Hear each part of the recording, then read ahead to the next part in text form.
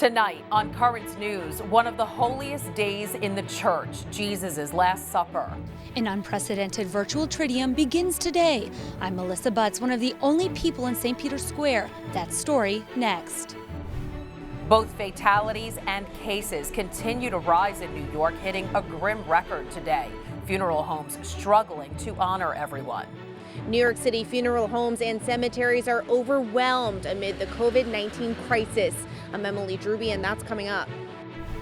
Plus, new information on how exactly the virus got to New York. A new study shows it wasn't from China. And Pope Francis tells one journalist just how he is living through the crisis. We have the exclusive. His real message is don't let the fear get to you. And jobs carnage mounts. 17 million file for unemployment. The news starts right now.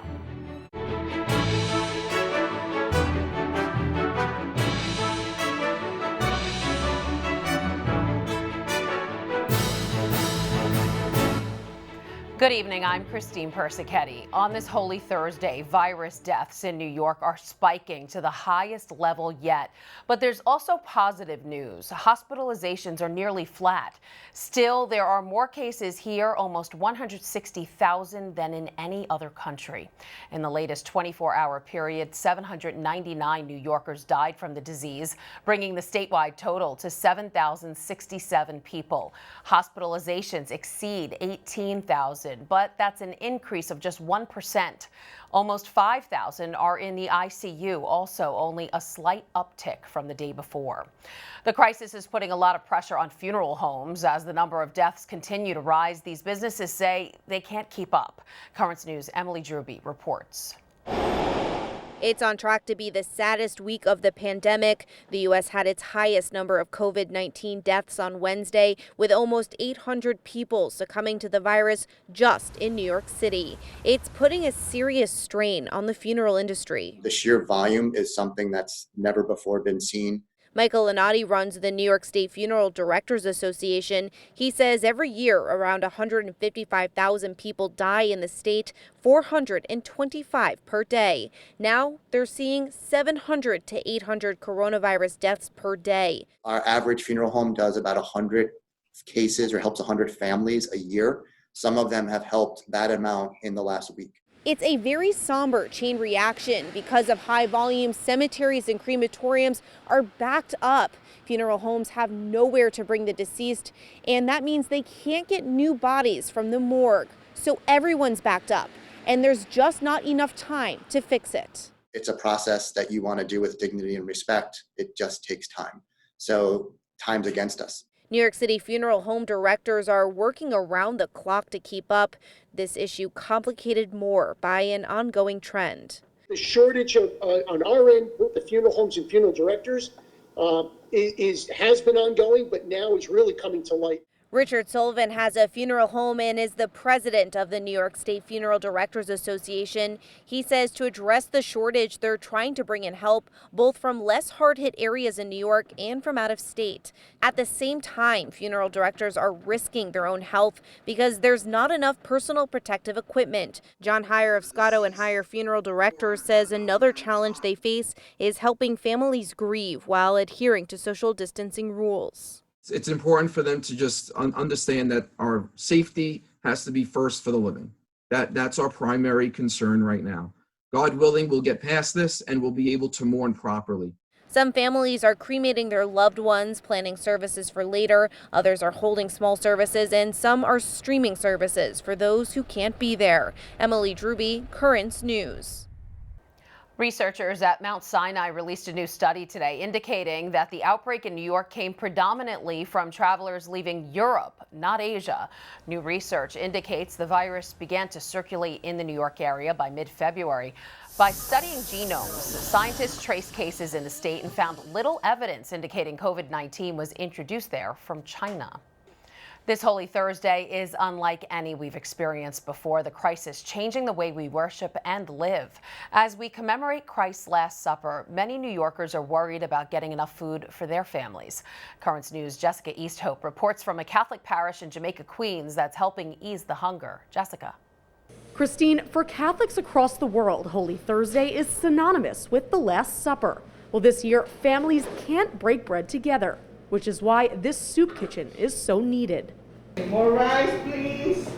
The soup kitchen at the presentation of the Blessed Virgin Mary Parish is a well-oiled machine. Balanced meals are prepared, cooked, and packed, ready to be given to the thousands of people who have relied on the soup kitchen since the coronavirus pandemic began. Last Tuesday, 130 people came to take advantage of the food pantry. Last Thursday, for the soup kitchen, we had a little bit over 220. The latest data from the New York City Health Department shows Hispanics make up 34% of the city's coronavirus deaths, higher than Black people, who make up 28%, and white people, who make up 27%. The figures are one part of why the food pantry is an essential resource, especially in an immigrant-rich community like Jamaica. Many members of our community are losing their jobs right now out of this crisis. The numbers have increased. Holy Thursday is when the Eucharist was instituted, and every year it's an important day for Catholics to receive the body of Christ. But this year, they can't. Instead, the soup kitchen is a way to let people know God is with them. The food pantry, the soup kitchen, those are now our charitable Eucharist. It's another way to share and to express the same mystery. The parish holds a soup kitchen every single Thursday and a food pantry on the first and third Tuesday of every month, as well as a home delivery service for seniors and the disabled, all in an effort to feed as many people as possible during this crisis. In Jamaica, Jessica Easthope, Currents News. Christine? Thanks, Jessica. Cops in Hollis, Queens stepped in to help a church give back to their community. The coronavirus crisis didn't stop the 103rd Precinct from joining Father Joseph Jude Gannon as he delivered hams to the sick and needy from his parish, the Shrine Church of St. Gerard Majella. It's part of an annual program held each Easter so that every believer can celebrate the holy day. The hams are paid for with donations from parishioners. An unprecedented Holy Thursday today at the Vatican. Pope Francis mostly alone inside the giant St. Peter's Basilica, commemorating the institution of the Eucharist, and it was streamed live across the globe. Melissa Butts reports from a nearly empty St. Peter's Square. An Easter Triduum unlike any other begins worldwide. Catholics are following the liturgies of Holy Week, all streamed online. The Vatican is no exception. The Eternal City, which holds many relics surrounding Jesus' Passion, typically sees 1 million tourists during Holy Week. But this year, Holy Thursday has never looked so empty. It's a stunning image, Pope Francis with only his closest collaborators, commemorating the institution of the Eucharist. During the Mass, the Pope addressed his homily to priests, especially those serving in the crisis. Anche con I medici, infermieri, sono I santi della porta accanto. He also remembered priests like bishops and the Pope are sinners. E imparano a perdonare, perché loro sanno che hanno bisogno di chiedere perdono e di perdonare. Tutti siamo peccatori. The traditional washing of the feet did not take place, nor was the Blessed Sacrament exposed at the conclusion of the Mass. The Chrism Mass was also postponed until the end of the pandemic. It blesses the holy oils used for the year's sacraments. Pope Francis typically celebrates this evening Mass in a prison and washes and kisses the feet of 12 prisoners, showing them the compassion they don't often experience. While he couldn't do that today, his prayers this week for prisoners during his daily Mass at Casa Santa Marta showed that prisoners are still on his mind and in his heart. At the Vatican, Melissa Butts, Currents News. Like the rest of us, the Holy Father is devoting his prayers and intentions to those suffering through the pandemic. He's speaking out about what he's experiencing to renowned papal author and journalist Austin Ivory. Austin joins us now from England. And Austin, you spoke to the Holy Father in depth about his experience during this coronavirus crisis. And based off your article, he seemed very troubled by the outbreak. How did you feel the Pope was taking this?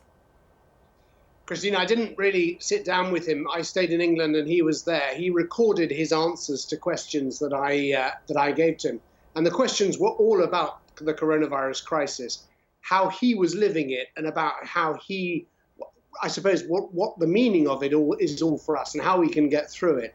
And what I sensed from him, and particularly listening to the recording he gave me, was how deeply he's living this, that he's been thinking about it and praying about it very deeply, about the meaning of it and what we're all called to do while we're in lockdown, while we're experiencing fear and death around us. And he has some very, very profound insights. All right. What does he say we're called to do during this time? Well, I think he above all sees it as a time of conversion, a time, in other words, for us to begin to see what is really important and what isn't. One of the things we talked a lot about was who are the heroes in this scenario? And he says, look at the doctors, the nurses on the front line who are willing to die in service of others. Look at the priests and the religious sisters who are serving and risking. These are the people that are holding us together, the supermarket shelf stackers and so on. And therefore, we need to really think about what is really important to us in all of this.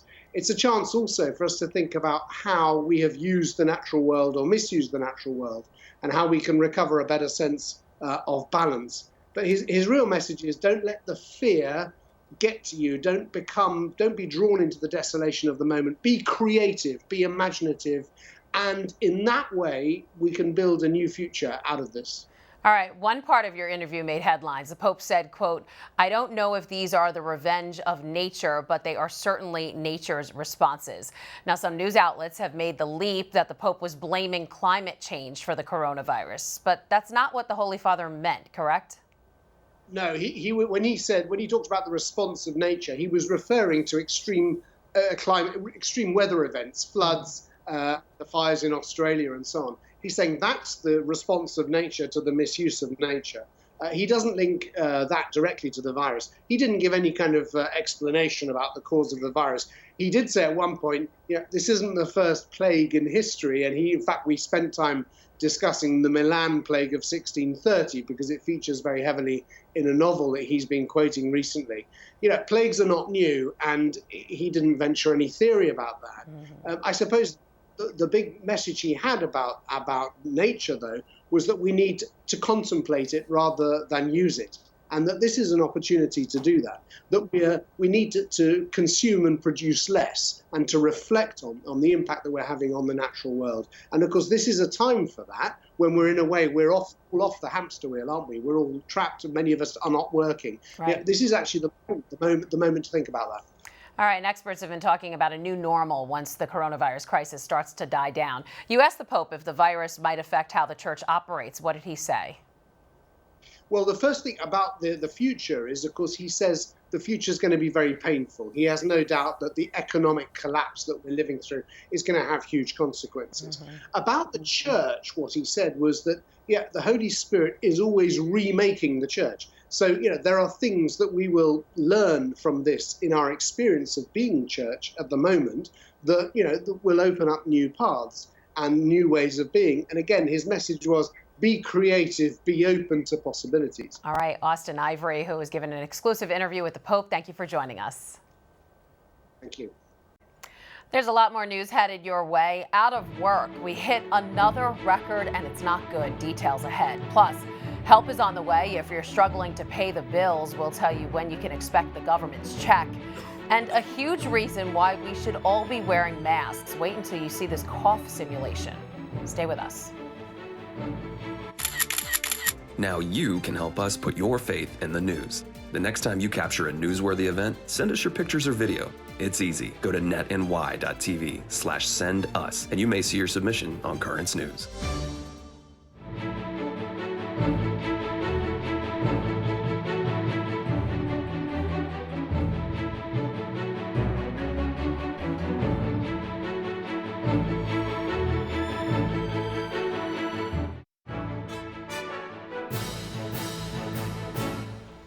Another 6.6 million Americans filed for unemployment benefits in the past week as the coronavirus pandemic crushes the economy. That brings the number of workers who've lost their jobs in the past 3 weeks to about 17 million. The devastation is being felt in nearly every type of industry. The people out of work now are more than the job losses experienced over 2 years in the last recession. At the same time, millions of families should start getting their relief checks as soon as today. The first wave of payouts to about 50 million are reportedly underway. And once the financial lifeline arrives, what should you do with the cash? Mary Maloney has some suggestions. Part of the $2 billion stimulus package from the government may be going right into your pockets. And depending on how much you make and how many people are in your household, you could be receiving several $1,000s. With unemployment numbers skyrocketing and many others having their hours or wages cut, financial help cannot come soon enough. So what should you do with that cash? Money expert Susie Orman has some advice. First, don't go blowing it. Even if you are financially stable right now, a global pandemic is not the time to be making big purchases. It's your job out there, everybody, to really make the most out of every penny that you have right now. But what about those who are now unemployed or have bills they need to pay? The good news, Orman says, many of your creditors are willing to work with you. Your mortgage companies, your credit card companies, the utility companies, all of you should go online to your service provider because the calls are just too much for them to take. And they will tell you there. And when it comes to prioritizing your spending right now, here's Orman's advice. Make sure you have health care. Spend on food and shelter first. Don't borrow to pay bills. Only make the minimum payments right now. Save what you can from your stimulus check. I'm Mary Maloney. British Prime Minister Boris Johnson is out of the ICU. He's been in the intensive care unit at St. Thomas's Hospital in London since Monday night after being infected with COVID-19. Downing Street says Johnson was moved back to the ward where he will be monitored closely and that he is in extremely good spirits. A good reason why you should keep your distance from others is seen in a simulation that shows how a cough can spread the coronavirus. Researchers in Finland put together a 3D model that demonstrates how droplets from a single cough in a supermarket can hang in the air and travel across 2 aisles, possibly infecting nearby shoppers with the disease. The video drives home the importance of avoiding packed indoor spaces and the value of social distancing. And tomorrow, the doctor will be in to tell you what you need to know about the latest medical developments involving the coronavirus and answer your questions. So send them to askthedoctor@desalesmedia.org. We'll try to get to all of them. That way you can be safe and healthy. Again, the email is askthedoctor@desalesmedia.org. Still to come on Currents News, helping pastors revitalize their parishes during this pandemic. It's the mission of one well-known author. A lot of pastors who are really rising up to the challenge of the moment. I think for the most part, I've been generally very encouraged by the response of pastors. And how these footloose friars are kicking a coronavirus message into high gear. And we want to update you on the live Holy Week services in the Diocese of Brooklyn that Net TV is broadcasting. At 8 o'clock tonight, the Diocese's Mass of the Lord's Supper will air live on Net TV. And here's the schedule for the live broadcast of the Liturgy of the Lord's Passion on Net TV tomorrow. 8 a.m. Italian, 9:30 Creole, 11 English, 12:30 p.m. Spanish, 2 Korean, 3:30 Mandarin Chinese, and at 5 p.m. Polish. Net TV is New York's Catholic station, and you can find it on Verizon's Fios Channel 48, on Optimum's Channel 30, and on Spectrum's Channel 97. The Mass schedule is online at netny.tv.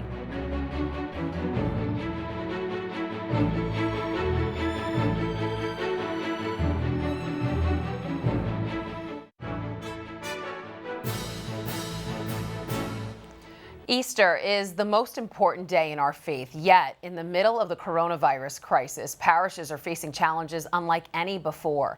Doing his best to help churches get through these difficult days is Tim Glimkowski. He's the author of Made for Mission, which lays out ways pastors can revitalize their parishes. He joins us now. And Tim, first, how are you doing during this crisis? Yeah, I think like everyone, we're just kind of hanging in there, right? It's unprecedented, so just doing our best. But yeah. All right, what have pastors been saying to you about the pandemic? Yeah, it's interesting. I think I see a lot of bravery and heroism and a lot of pastors who are really rising up to the challenge of the moment. I think for the most part, I've been generally very encouraged by the response of pastors. Now, there's no doubt there's an incredible amount of uncertainty right now. Right away, I think like 3 days in this kind of content creation era that we live in, I was seeing articles that were like 8 things to do in the midst of quarantine. And I think it starts in some ways with recognizing none of us know what actually to do right now, right? We're all figuring it out on the fly. But I've seen so many pastors really grab hold of their vocation of the priesthood, which to me is very encouraging. Yeah, and this is Holy Week, the most solemn week for the church. What do you feel are the biggest problems facing parishes right now? Yeah, there's no doubt that there's practical problems, issues of the kind of impact it has on the church practically with, no collections and no masses. I think very deeply people are feeling the spiritual problem, though, of isolation and discouragement, and people are confused and concerned and afraid. And the church has always been the beacon of hope in the midst of difficult times. And so I think pastors learning how to do that on the fly and digitally and all these different ways is really one of the major issues that I think many are trying to confront right now.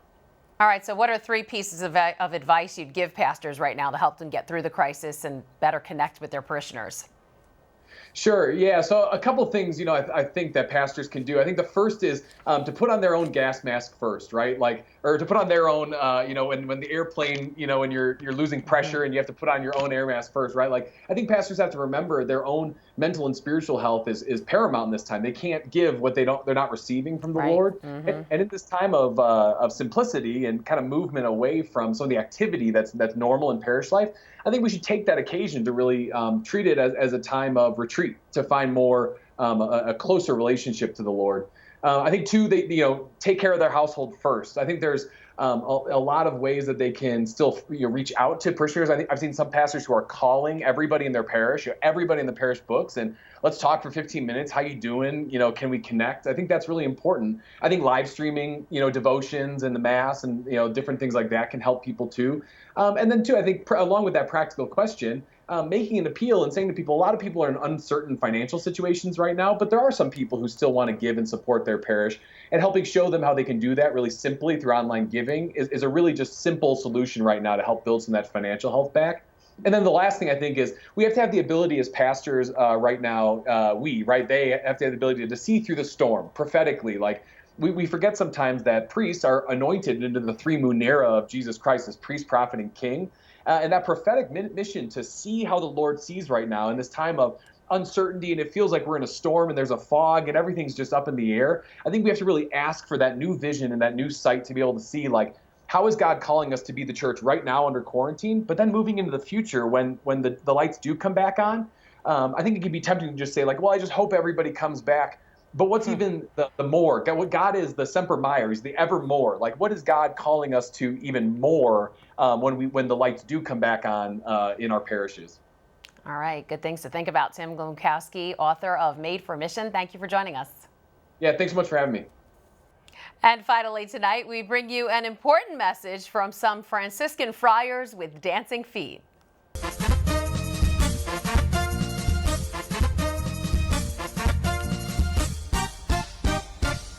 Ei pessoal, ei moçada, não é férias, não é nada, por favor fica em casa. And for those of you who don't speak Portuguese, hey people, it's not a vacation. Please stay home. Franciscans from 5 different religious houses in Brazil made the video, hoping to convey the important message with a dancing spirit. And that is Currents News. I'm Christine Persichetti. Thank you for joining us because we are putting your faith in the news. Hope to see you again next time. Good night.